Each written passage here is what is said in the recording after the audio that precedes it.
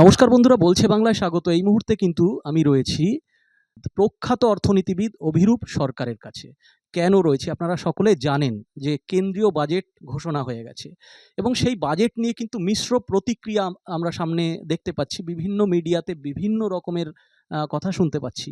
আসলে কেমন বাজেট হয়েছে সেটা আমরা একটু বিস্তারিত ব্যাখ্যা জেনে নিতে চাইছি, শুনে নিতে চাইছি, আলোচনা করে নিতে চাইছি। আপনারা সাথে থাকুন। নমস্কার, বলছে বাংলায় স্বাগত। আচ্ছা, আমরা জানতে চাইছি কেন্দ্রীয় বাজেট ঘোষণা হয়ে গেছে, তো সেই কেন্দ্রীয় বাজেট সম্পর্কে আপনার কাছে আমরা কিছু কথা জানতে চাইব। সাধারণত আমরা যতটুকু মিডিয়াতে জেনেছি এক্কেবারে ভাষা যে একটা 12 লক্ষ টাকা পর্যন্ত যাদের আয় রয়েছে তাদের একটা ট্যাক্স রিবেট দেওয়া হয়েছে। এর থেকে বিস্তারিত সেভাবে আলোচনা হয়নি। আমরা জানতে চাইছি আসলে কিভাবে দেখছেন এবারের বাজেটকে। দেখুন, প্রথম কথা হচ্ছে প্রত্যেক বাজেটেরই পেছনে এক ধরনের চিন্তা তো থাকে। এর আগের যে বাজেটগুলো কেন্দ্রীয় সরকার করেছেন সেখানে যোগানের দিকটার ওপর জোর দেওয়া হয়েছে। যোগান মানে একটা অর্থনীতিতে দু ধরনের ফোর্স কাজ করে, একটা যোগান, একটা চাহিদা। এবার যোগানের দিকটায় জোর দেওয়া হয়েছে মানে মূলত ইনফ্রাস্ট্রাকচার, পরিকাঠামো নির্মাণের ওপর জোর দেওয়া হয়েছিল এবং এটা ধরে নেওয়া হয়েছিল যে আমাদের যদি একটা ভালো হারে বৃদ্ধি পেতে হয় আমাদের অর্থনীতিকে, তাহলে আমাদের পরিকাঠামোর উন্নতি করতে হবে প্রাথমিকভাবে। তো সেই চিন্তাটা বেশ কয়েক বছর ধরে চালু ছিল বাজেট করার পেছনে। এবছর থেকে দেখছি যোগানের দিক থেকে সরে এসে চাহিদার দিকে নজর দেওয়া হয়েছে। এখন ব্যাপারটা হচ্ছে কি, যদি পরিকাঠামো তৈরি হয়, যদি রাস্তাঘাট ভালো হয়, যদি যানবাহনের উন্নতি হয়, তাহলে নিশ্চয়ই ব্যবসা বাণিজ্যের সুবিধা হয়, জিনিসপত্র তৈরি করতে সুবিধা হয়, কাঁচামাল যে পৌঁছবে এসে একটা ফ্যাক্টরিতে তার সুবিধা হয়। কিন্তু যেটা তৈরি করা হলো তার জন্য যদি কোনো চাহিদা না থাকে তাহলে তো জিনিসটা তৈরি করে লাভ নেই। অর্থাৎ চাহিদার দিকটাও ভাবতে হবে, চাহিদাটা আসবে কোত্থেকে। এখন আমাদের দেশে ধরুন, আপনি যদি অর্থনৈতিক শ্রেণী যারা রয়েছেন তাদের যদি তিনটে ভাগে ভাগ করেন খুব ব্রডলি, ধনী যারা, তাদের এতই টাকা, তাদের প্রায় সবকিছুই আছে, তার ফলে তারা যে বাড়তি রোজগারটা করছেন সেটা হয় তারা সেভ করছেন, জমিয়ে রাখছেন, অথবা এমন সব জিনিসে খরচা করছেন যেগুলো আমাদের দেশে তৈরিই হয় না, ইম্পোর্টেড জিনিস, বিদেশি জিনিস। একেবারে গরিব যারা, তারা যে টাকাটা পাচ্ছেন তার একটা বড় অংশ খাবার দাবারের পেছনে খরচা করে ফেলছেন। তারা তো কোনো রকমে বেঁচে রয়েছেন, তার ফলে বেঁচে থাকার জন্যে তাদের এই খাবার বা বেসিক অন্ন, বস্ত্র, বাসস্থান, এই এই তিনটে এর পেছনে খরচা করছেন। তার ফলে তারাও খুব বেশি একটা বাজারে অন্য জিনিসগুলোর ওপর খরচ করতে পারছেন না। ধনীদের আর কিছু খরচ করার নেই এবং গরিবদের উপায় নেই। মাঝখানে যারা রয়েছেন মধ্যবিত্ত, তারাই কিন্তু মূল খরচটা করছেন। অর্থাৎ তাদের হাতে টাকা পয়সা এলে তারা হয়তো একটা গাড়ি কিনে ফেললেন, বা একটা মোটর বাইক, বা একটা রেফ্রিজারেটর, একটা নতুন কালার টিভি ইত্যাদি। তো এই চিন্তাটা মাথায় রেখে এবছরে মধ্যবিত্তদের জন্য একটা বড় কর ছাড় দেয়া হয়েছে এবং এই ছাড়টা মোটামুটি বলা যেতে পারে নির্ভর করছে আয় কতটা তার উপরে, কিন্তু ম্যাক্সিমাম যার ছাড় হবে, ধরুন যিনি 24 লক্ষ টাকার ওপরে রোজগার করেন, তার ছাড় হবে মোটামুটি 1,10,০০০ টাকা মতো। বছরে, ইনকাম ট্যাক্সের ছাড়। হ্যাঁ, আর আরেকটু কম যাদের তাদের আরেকটু কম ছাড় হবে। কিন্তু এখানে একটা কথা আছে, এর আগে যেটা ছিল মানে কর স্ট্রাকচার, সেখানে 7 লক্ষ টাকা অবধি যার মাসিক যার বাৎসরিক আয় তাকে কোনো কর দিতে হতো না। এবার সেটাকে বাড়িয়ে 12 লক্ষ করা হয়েছে। তার মানে 7 লক্ষ টাকার নিচে যারা রয়েছেন তাদের কিন্তু কোনো সুবিধে হলো না।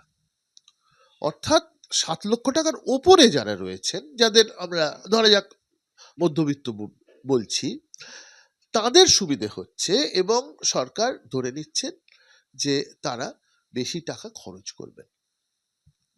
অর্থাৎ আপনি বলতে চাইছেন দেশের বেশিরভাগ মানুষ, মানে গরিব শ্রেণীর মানুষকে আমরা যদি নিই না, মানে বাস্তব এটা যে আমার দেশে এই মুহূর্তে নিম্ন মধ্যবিত্ত বা নিম্নবিত্ত মানুষের সংখ্যা তো সব থেকে বেশি।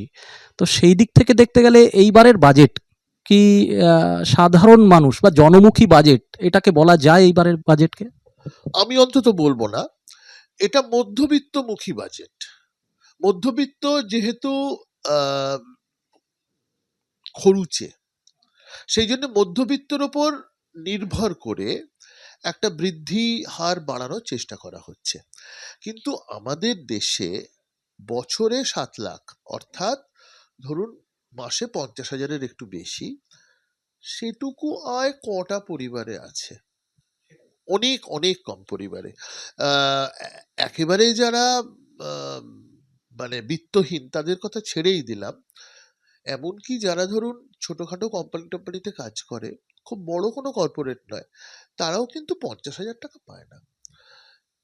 এমনকি বড় কোম্পানিগুলো একেবারে যে ঢুকলো, তাকে খাতায় কলমে যেটাকে সিটিসি বলে, কস্ট টু কোম্পানি, হয়তো দিল 7 লাখ টাকা কি তার বেশি, কিন্তু সে হাতে পাচ্ছে অনেক কম। অতএব তার কিন্তু আয়করের দিক থেকে খুব সুবিধে হচ্ছে না। আচ্ছা, আর একটা কথা, যখন এই যে হাতে পাচ্ছে কতটা, এই প্রসঙ্গটা যখন উঠলো, আমরা মনে করে দেখতে পারি কেন্দ্রের অর্থমন্ত্রী নির্মলা সীতারামন তিনি কি ঘোষণা করেছিলেন, তার আগে অরুণ জেটলি ছিলেন অর্থমন্ত্রী এই সরকারের, বিজেপি সরকারের, যে জিএসটি একটা নতুন পরিকাঠামো বা সিস্টেম লাগু করার কথা ঘোষণা করেছিলেন। সেই সঙ্গে বলেছিলেন যে সারা দেশের এক দেশে একটাই ট্যাক্স থাকবে, ট্যাক্স কাঠামো একটা থাকবে, তার জন্য ভ্যাট তুলে দেওয়া হলো।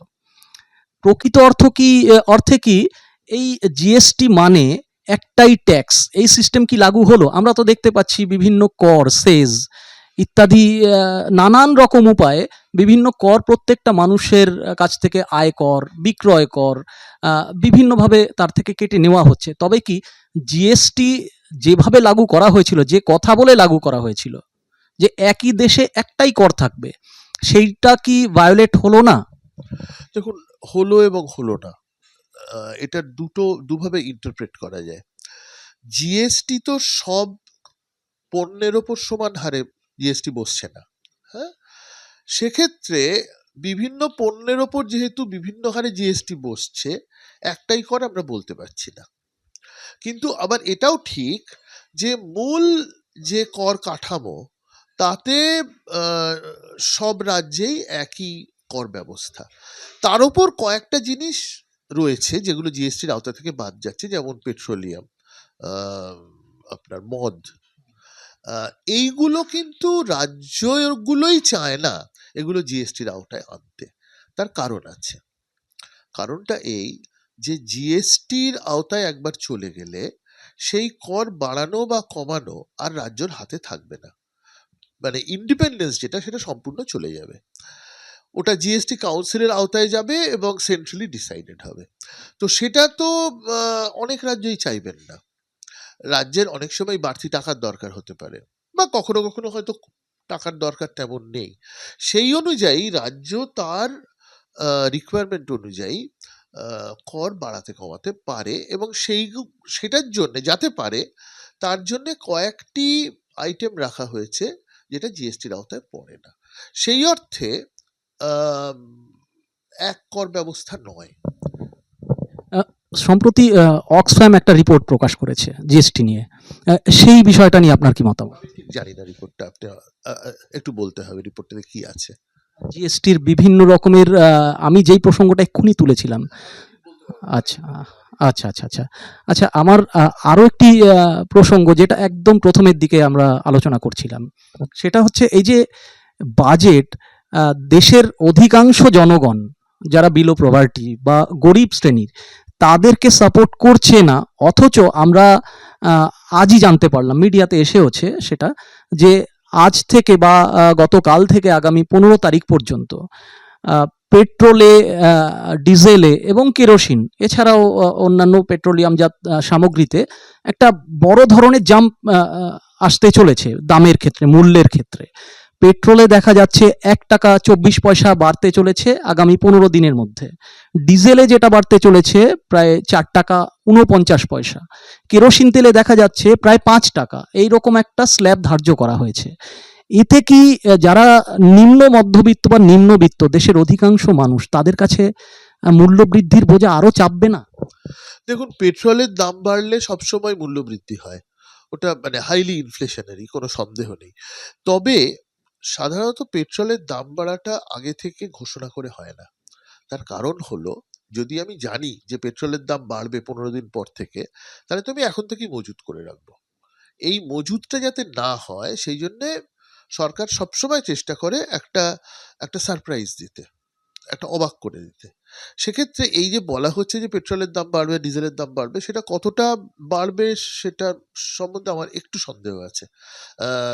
তার তার কারণটা তো বললাম, যে সাধারণত অ্যানাউন্স করে পেট্রোলের দাম বাড়ানো হয় না।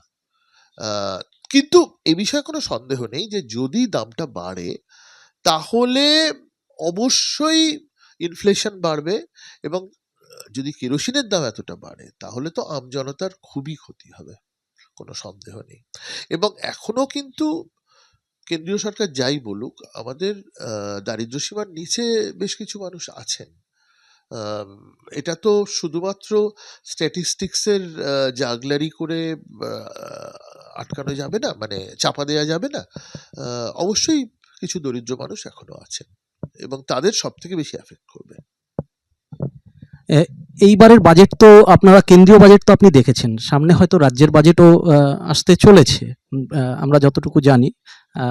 তো রাজ্যের মানে কোন দিকটায় নজর দিলে আপনার মনে হয় একটু ভালো হয়, সেটা যদি আপনি একটু জনগণকে বলেন যারা দর্শক আছে। আমার মনে হয় রাজ্যের যেটা করা উচিত, রাস্তাঘাট পরিকাঠামো, মানে এইটা যদি রাজ্য যতটা করতে পারে ততই ভালো। এই যে আমাদের স্টেট হাইওয়ে গুলো আছে, সেগুলোর প্রতি যদি একটু যত্নবান হওয়া যায়, শহরের রাস্তাঘাট সেটা যদি একটু উন্নতি মানে ঘটানো যায়। আর দেখুন, এখানে আরেকটা ব্যাপার আছে, সেটা হলো আমাদের রাজ্যে, পশ্চিমবঙ্গে তো শিল্পের অভাব, এটা নিয়ে তো কোনো সন্দেহ নেই। শিল্প সেইভাবে এখনো আসছে না। আমাদের যেগুলো আছে সেগুলো হচ্ছে এমএসএমই, সেটাতে অনেক এমপ্লয়মেন্ট হয় ঠিকই, কিন্তু তাদের মানে খুব বেশি আয় জেনারেট করার ক্ষমতা তাদের নেই, ইনকাম জেনারেশনের ক্ষমতা খুব বেশি নেই, কারণ তাদের প্রোডাক্টিভিটি খুব বেশি নয়। বড় শিল্প না এলে সেইভাবে বৃদ্ধি হওয়া মুশকিল। এবার বড় শিল্প সবসময় এত কম্পিটিশন স্টেটগুলোর মধ্যে, বড় শিল্পকে কিছু কিছু ছাড় দিতে হবে। সেই ছাড়টার নৈতিকতা নিয়ে আমার সন্দেহ আছে। সত্যি একজন বড় ব্যবসায়ীকে কেন ছাড় দেয়া হবে? কিন্তু রিয়েলিটিটা এমন যে ওই ছাড়টা না দিলে সে আসবে না। যেমন ধরুন, যখন সিঙ্গুরে টাটারা আসার কথা ভেবেছিলেন, তখন প্রচুর ছাড় দেয়া হয়েছিল, মানে একটা অকল্পনীয় ছাড় দেয়া হয়েছিল। তামিলনাড়ুতে যেখানে একটা অটো হাব তৈরি হয়েছে বা আরো অনেক ইন্ডাস্ট্রি হয়েছে, তামিলনাড়ুর গ্রোথটা খুবই স্পেকটাকুলার, খুব চটপট হয়ে গেল, প্রচুর ছাড় দেয়া হয়েছে। এখন এই বাস্তব মানে বাস্তবতার কথা মনে রেখে আমার মনে হয় ইন্ডাস্ট্রি অ্যাটলিস্ট সবাইকে না দিলেও কিছু সিলেক্টেড ইন্ডাস্ট্রিকে আনার জন্যে কিছু কিছু সুবিধে দেওয়ার কথা রাজ্য সরকার ভাবতে পারেন। আচ্ছা, আমাদের সময় দেওয়ার জন্য অনেক অনেক ধন্যবাদ। আমরা অনেক কিছু জানলাম, দর্শকরাও অনেক কিছু জানলো এবারের বাজেট সম্পর্কে, এবং আগামী দিনে রাজ্যেও বা কিভাবে এগোলে রাজ্যের ভালো হতে পারে, রাজ্যের মানুষের ভালো হতে পারে, আগামী দিনের ভালো হতে পারে, ভবিষ্যৎ আমাদের একটু সুনিশ্চিত হতে পারে। আপনাকে অনেক অনেক ধন্যবাদ আমাদের সময় দেওয়ার জন্য।